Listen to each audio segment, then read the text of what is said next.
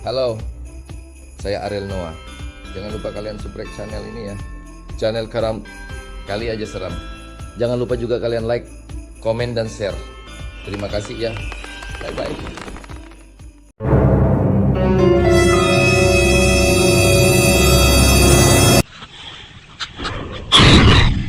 Kali Aja Seram.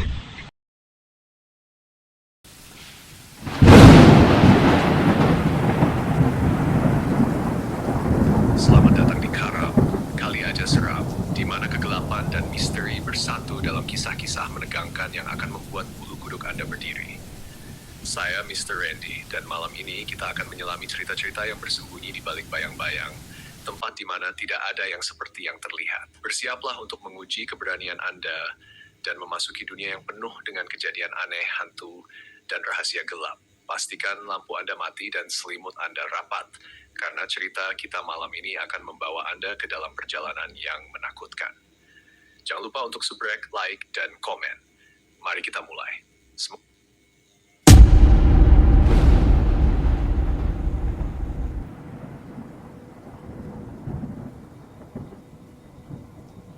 Hai, liburan adalah salah satu kegiatan yang hampir semua orang tunggu-tunggu. Karena dengan liburan, biasanya suasana hati yang sedang tidak baik pun bisa berubah seketika karena menikmati waktu liburan. Namun, tidak untuk liburanku yang akhirnya berakhir tidak menyenangkan. Namaku Vicky. Sebelum masuk masa pandemi seperti sekarang, ketika liburan akhir tahun tiba, aku selalu pergi bersama teman-teman kampusku. Alal, Indra, Semi, dan Uki. Dan ketika itu, kami merencanakan untuk pergi berlibur ke salah satu pantai yang ada di Pulau Jawa. Rencana liburan ke pantai ini memang sudah direncanakan dari jauh-jauh hari, sehingga kami bisa mengumpulkan uang untuk berlibur. Hari itu pun tiba. Hari yang tak kuingat adalah hari Jumat. Kami membuat janji untuk berkumpul di rumahku pada pukul 07.00 untuk bersiap-siap. Setelah semuanya siap, sekitar pukul 9.00 kami pun memutuskan untuk berangkat menuju pantai, salah satu pantai yang cukup terkenal di daerah Jawa Barat. Malam itu kami berangkat menggunakan satu mobil. Jalanan yang lumayan kosong membuatku tertidurnya nyenyak selama perjalanan karena malam itu aku tidak kebagian tugas untuk menyetir. Singkat cerita, ketika aku terbangun, kami sudah sampai di jalan raya yang besar. Saat itu, temanku laki meminta untuk berhenti sejenak karena ingin buang air kecil. Kami pun akhirnya menepi sekalian beristirahat di salah satu warung yang ada di sana. Sambil menunggu temanku selesai buang air kecil, aku turun dari mobil dan menunggu di depan warung. Seorang nenek pemilik warung itu menghampiriku dan bertanya, dari mana dan mengapa subuh-subuh kami sudah ada di sana. Aku pun menjawab bahwa kami akan pergi ke pantai untuk liburan. Nenek itu langsung membalas perkataanku, namun kali ini sepertinya sebagai sebuah peringatan. Dia bilang, sudah tahu kan pantangan ke daerah sini? Jangan berbuat aneh-aneh, apalagi mengganggu. Mendengar ucapan dari nenek itu, aku hanya mengiyakan saja dan tidak terlalu menggubrisnya. Setelah temanku selesai, kami pun langsung melanjutkan perjalanan. Tak berapa lama kami pun sampai di pantai. Namun ketika sampai, kami sedikit kecewa karena beberapa penginapan di sana penuh.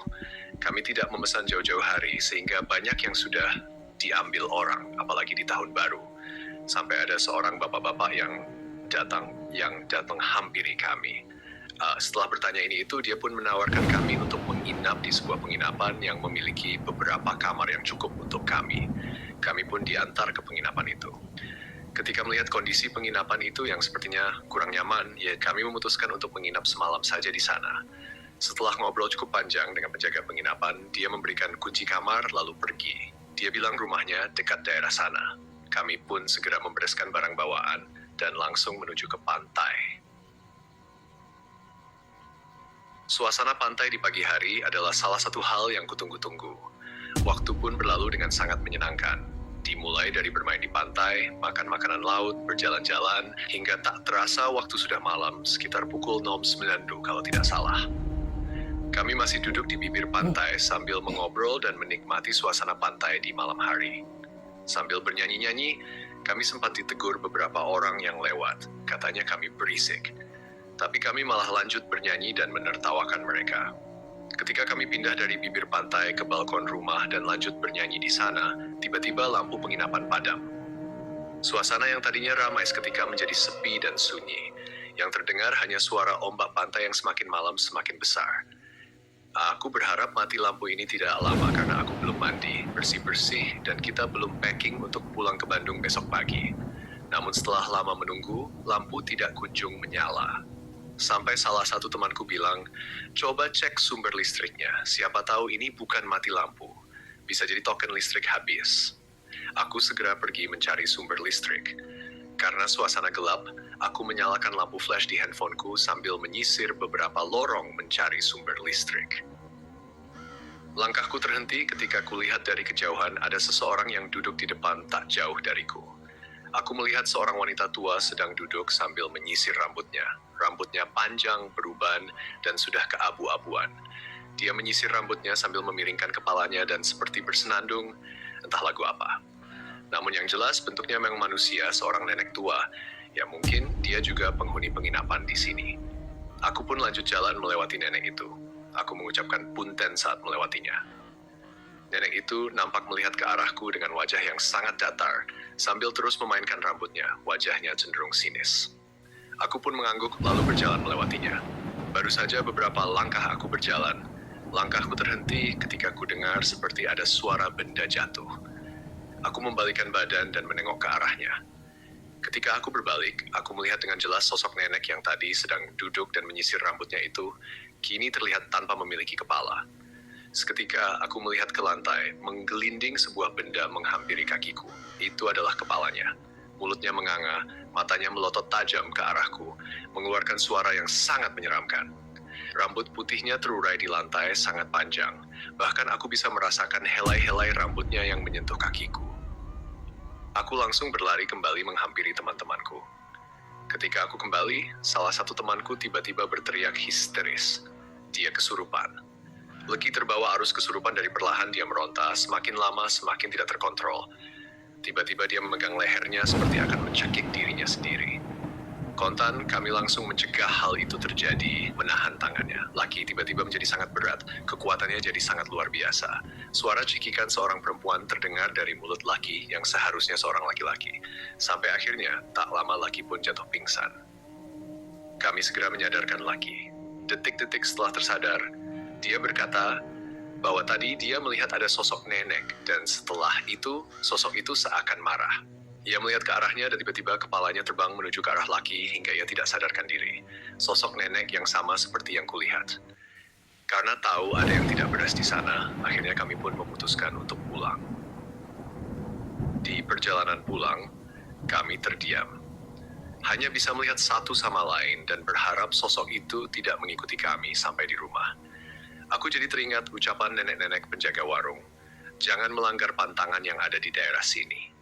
Kami mungkin terlalu berisik di sana, seakan menantangnya, dan membuat sosok yang ada di sana mengganggu kami. Di perjalanan, salah satu temanku ingin buang air kecil, dan kami ingat ada warung yang tak jauh dari sana, di tempat kami beristirahat sebelumnya. Namun ketika sampai di tempat yang seharusnya ada warung itu, ternyata di sana tidak ada apa-apa, hanya sebuah pohon yang sangat besar dan menakutkan. Di sekitar pohon itu banyak sekali makam. Jadi warung yang kami lihat saat berangkat tadi ternyata tidak pernah ada. Aku dan teman-temanku pun segera pergi dari tempat itu. Liburanku menjadi mimpi terburukku.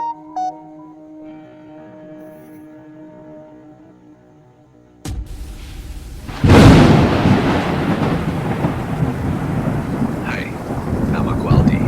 Pengalaman ini terjadi sekitar 23 tahun yang lalu, ketika aku beberapa kali pergi ke salah satu kompleks yang ada di daerah Bandung Timur. Sore itu, Bandung diguyur hujan. Rencananya malam itu, aku akan pergi keluar bersama temanku, Ingwang. Aku harus menjemputnya ke rumahnya. Singkat cerita, sekitar pukul 6.30 malam setelah maghrib, cuaca sudah mulai mendukung untuk aku pergi keluar. Akhirnya, aku berangkat untuk menjemput temanku yang akan pergi bersamaku malam itu. Rumah temanku berada di sebuah kompleks yang terletak di Bandung Timur, sedikit ke atas. Aku berangkat menggunakan motor menuju rumah temanku itu. Ketika hendak mulai memasuki wilayah kompleks dengan sedikit mengamati keadaan sekitar, kulihat itu sebenarnya ramai, banyak yang tinggal di sana. Tapi entahlah, yang kurasakan adalah suasana yang sangat sepi. Banyak penghuni rumah yang keluar untuk bersosialisasi. Rumah-rumahnya besar, namun entah penghuninya tinggal di sana atau tidak. Ditambah ada beberapa rumah kosong juga. Sepertinya memang sengaja ditinggalkan hingga terbengkalai. Lampu penerangan jalan yang dominan berwarna kuning menambah kesan sunyi di tempat itu. Akhirnya aku sampai di rumah temanku, dan kami pun berangkat pergi. Singkat cerita, setelah selesai pergi, aku pun mengantarnya kembali pulang. Saat itu, jam menunjukkan pukul 11 malam. Aku sampai di rumah temanku lagi dan tanpa berlama-lama setelah mengantarkannya pulang, aku pun bergegas pergi karena jam sudah semakin malam. Ketika dalam perjalanan pulang dan masih di dalam kompleks, aku melewati beberapa blok. Hanya aku saja yang sedang berkendara di sana. Tidak ada kendaraan lain atau orang yang sedang berjalan kaki. Bahkan petugas keamanan kompleks pun tidak terlihat. Aku benar-benar sendirian. Sampai tiba-tiba, aku melihat seorang perempuan di depanku. Dia sedang berjalan kaki membelakangiku. Aku pikir itu adalah penghuni kompleks yang sedang berjalan kaki. Laju motorku semakin dekat dengan perempuan itu. Sampai tiba-tiba ketika jarak antara motorku dan wanita itu sudah sangat dekat, motorku mendadak mati. Apa ini? Pikirku bingung dengan keadaan itu. Motor yang sedari tadi baik-baik saja tiba-tiba mogok.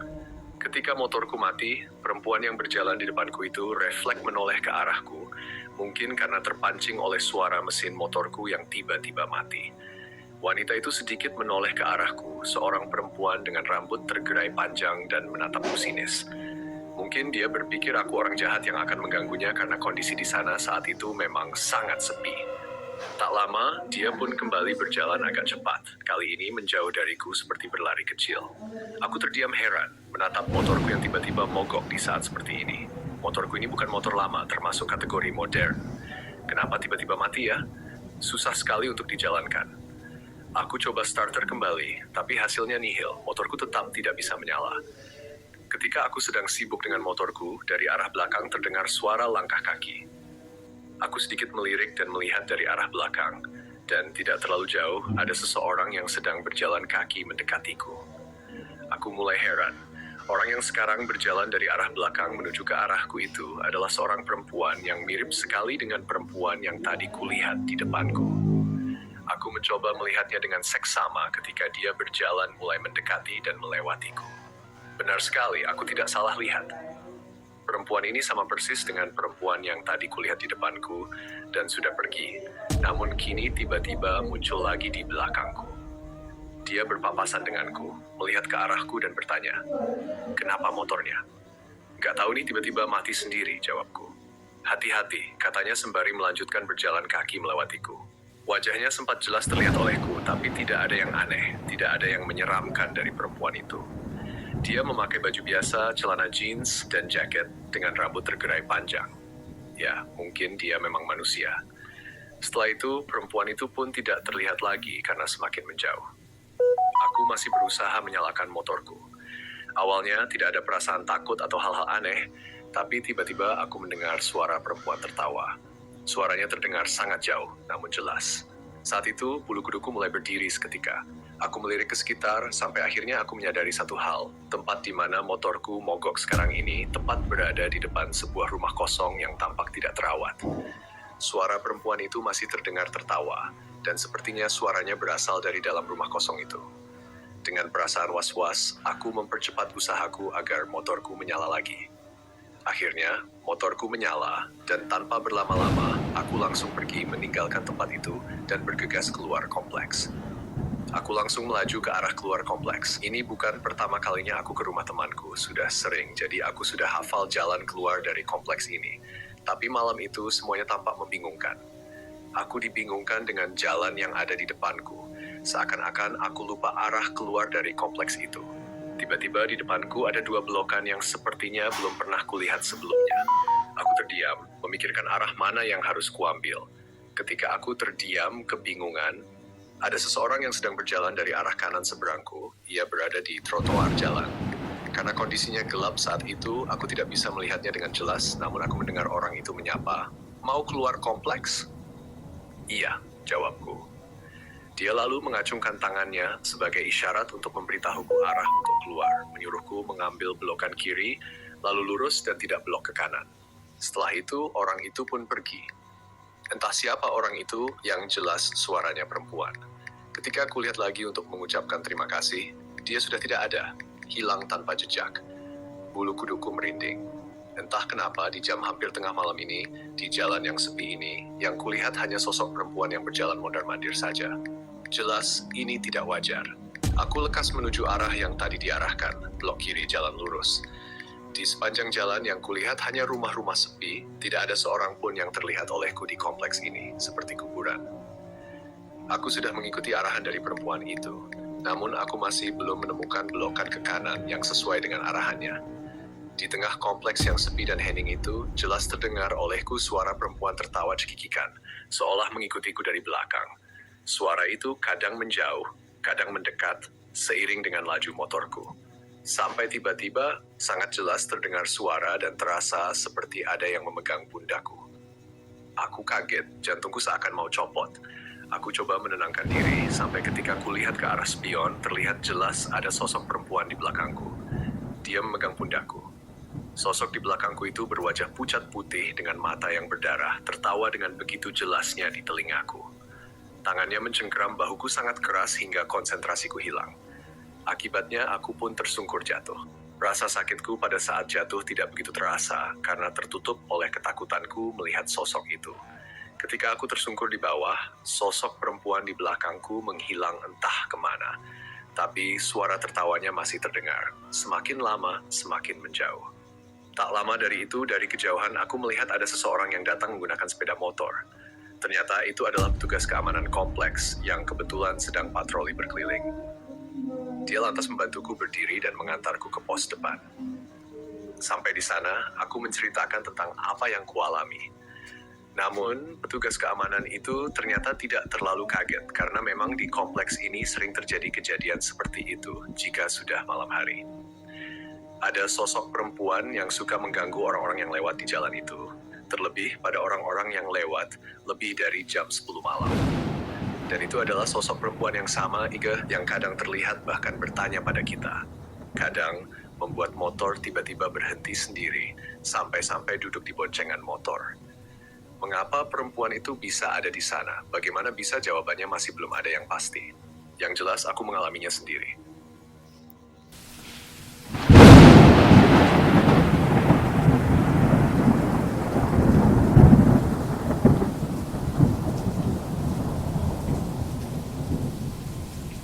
Rumah baru berhantu. Namaku Aldi. Aku seorang mahasiswa tingkat akhir di salah satu universitas di kota Bandung. Aku adalah anak pertama dari 2 bersaudara. Sejak lahir, aku tinggal di daerah Bandung Selatan, sebuah daerah yang terbilang padat penduduk dan rawan banjir. Jadi, sudah tidak aneh lagi rasanya jika memasuki musim hujan, aku dan keluarga harus berhadapan dengan banjir yang melanda daerah ini.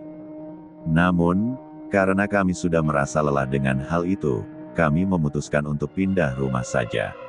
Kebetulan juga, ayahku sedang mendapatkan rezeki untuk bisa membeli rumah baru. Lokasi rumah baru kami berada di daerah Bandung Timur. Aku tinggal bersama adik perempuanku dan kedua orang tuaku. Seminggu setelah kepindahan, semuanya masih berjalan normal. Aku tidak mengalami hal-hal yang aneh di rumah baru ini. Sampai semua itu berubah.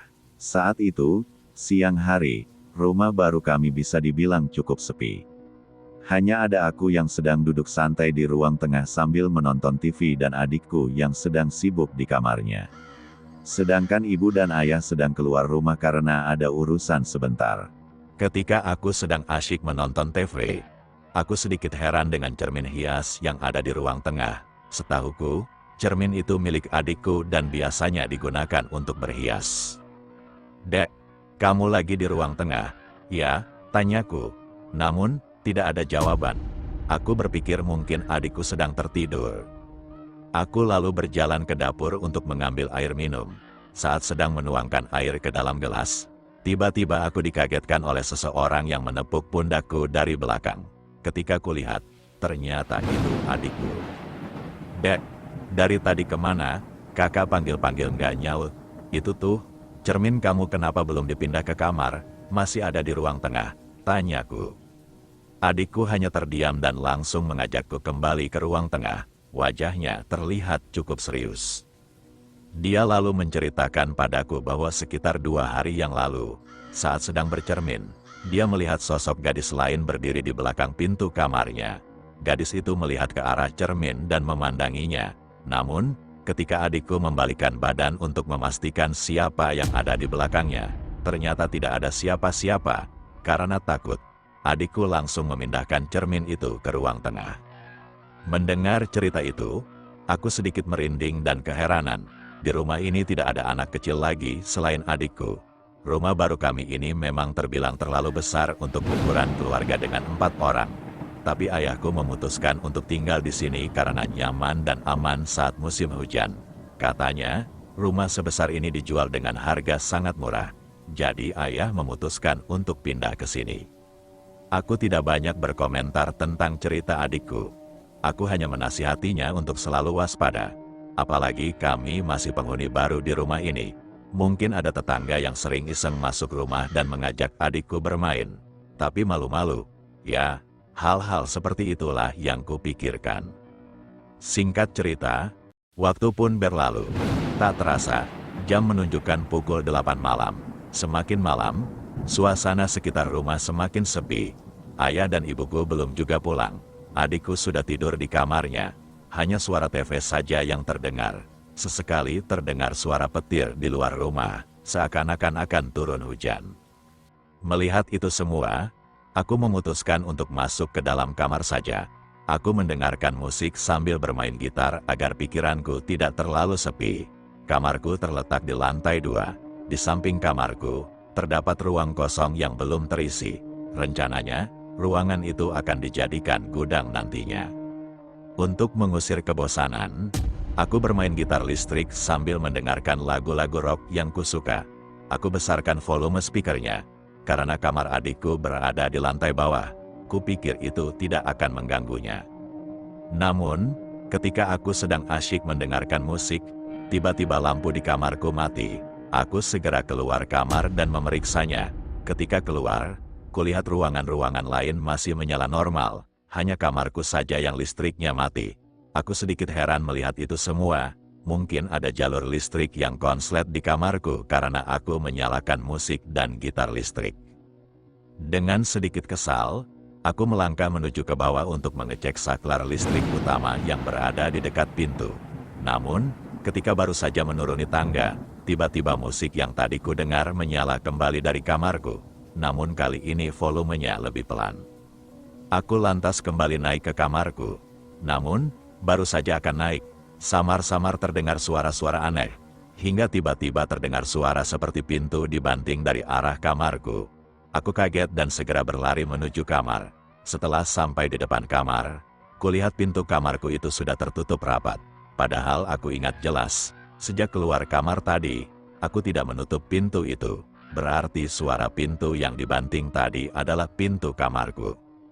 Dari arah dalam kamarku, aku masih mendengar suara musik yang kini terdengar cukup pelan.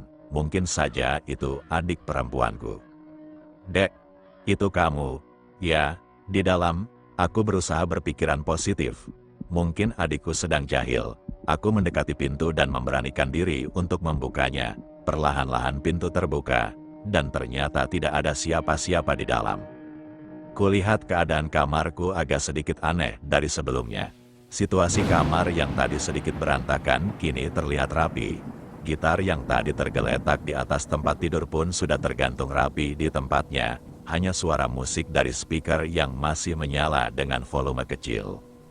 Aku sedikit keheranan dan mulai ketakutan. Mungkin ada orang asing atau orang jahat yang masuk ke dalam rumah.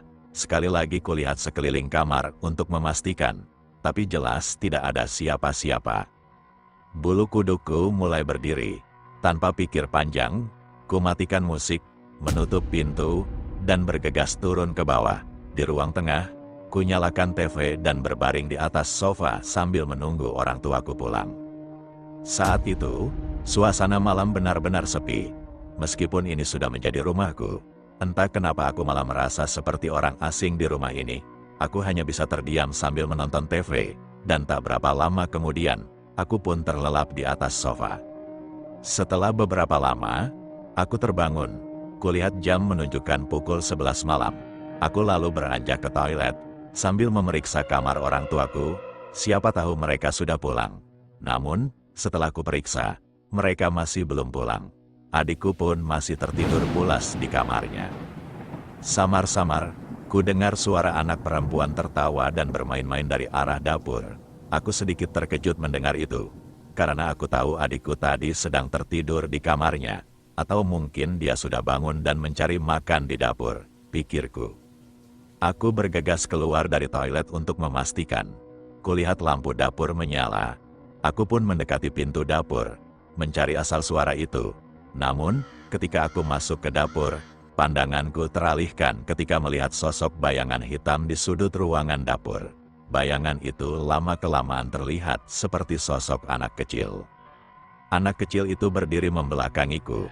Aku merasa ketakutan. Sekilas, anak kecil itu terlihat seperti adikku sendiri. Aku memberanikan diri untuk lebih mendekatinya. "Dek, kamu lagi ngapain? Bukannya kamu sudah tidur?" tanyaku. Ketika aku menepuk pundaknya, anak kecil itu tiba-tiba membalikkan wajahnya ke arahku. Kini, kulihat wajahnya sangat pucat, dan perlahan terlihat mengeluarkan cucuran darah dari bola matanya. Mulutnya terbuka lebar sambil berteriak kepadaku. Aku terdiam ketakutan. Kakiku lemas, tak bisa digerakkan. Aku hanya bisa memejamkan mata sambil mengucapkan doa-doa. Lalu, ketika kubuka mataku, anak kecil itu sudah hilang. Aku segera berlari ke ruang tengah, dan ketika sampai di sana, kebetulan saja orang tuaku baru saja pulang. Aku langsung memeluk mereka dan menceritakan apa yang kualami tadi. Keesokan harinya, setelah Aldi kembali dari kampus, suasana rumah masih terasa berbeda. Meski siang hari, Aldi merasa ada yang mengawasi setiap gerak-geriknya. Kejadian semalam masih jelas di ingatannya, dan rasa takut perlahan berubah menjadi penasaran. Ibunya, yang juga merasakan keanehan, mengusulkan untuk mengundang seorang tetua di lingkungan mereka. Tetua ini dikenal memiliki kemampuan untuk berkomunikasi dengan makhluk halus.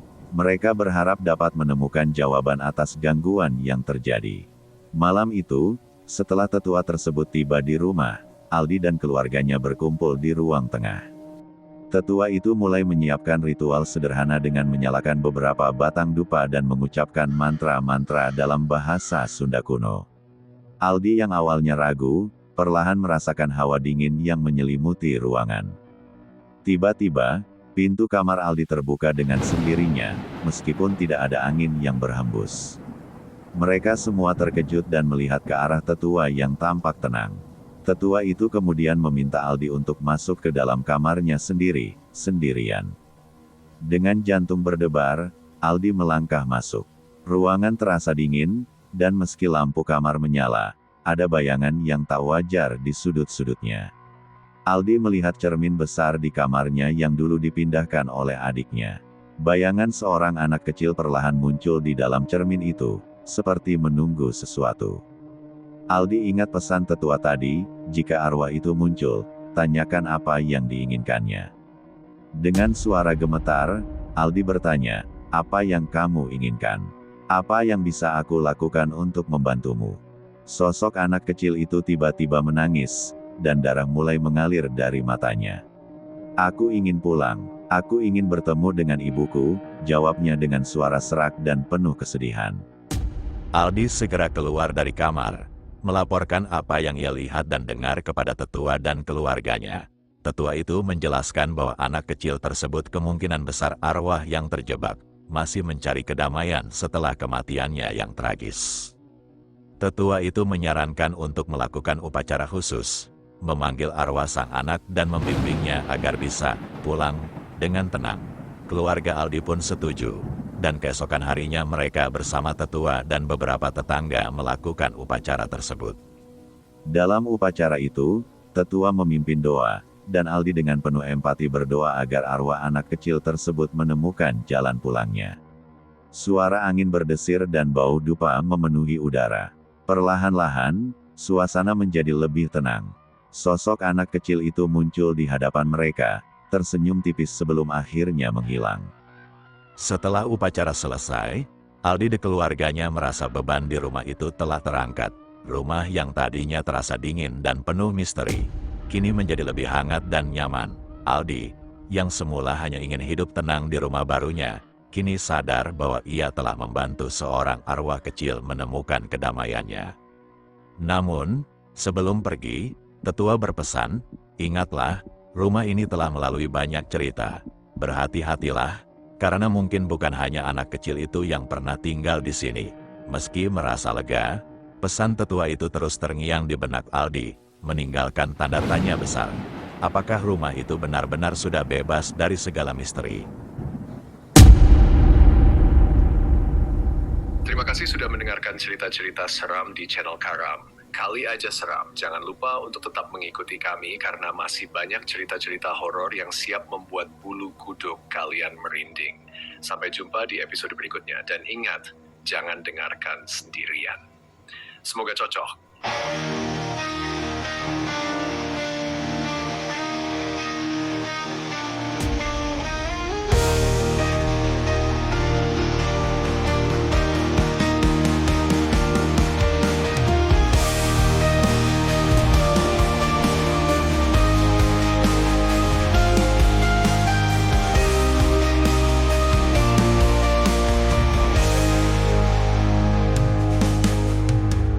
Sunyi malam tanpa suara, angin dingin menyapa. Dari balik jendela kusam, bayangan hitam melintas. Hantu di dalam mimpi mengintai tanpa henti. Malam ini aku tak sendiri, ada dia bayangan sepi.